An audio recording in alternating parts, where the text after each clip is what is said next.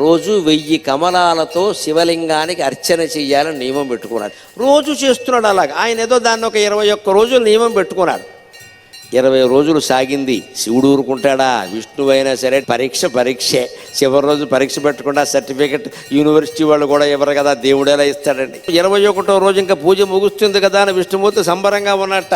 రోజు చెరువులో 1100 కమలాలు పైన పోస్తున్నా, నేను 1000 కోస్తున్నాను, బాగున్నవి చూసి. అంతే అలా అని పెడితే ఆ వేళ ఆశ్చర్యకరంగా 999 పూసాయి. ఎంత వెతికినా 1000 కమలం కనపడలేదు. ఏమిటిది? ఒక్క కమలం తక్కువైంది.